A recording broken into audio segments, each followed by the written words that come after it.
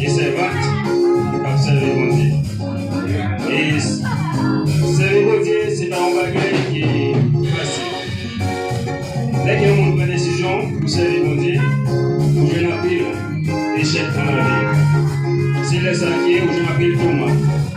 Relation va pas marcher. Mais on a dit, toujours qu'il est bien bon Dieu. Toujours rester dans la prière. Parce qu'il va gagner, bon Dieu va gagner. Et qu'il est ferme dans bon Dieu. Et puis, tout le bagage va arriver. Nous sommes.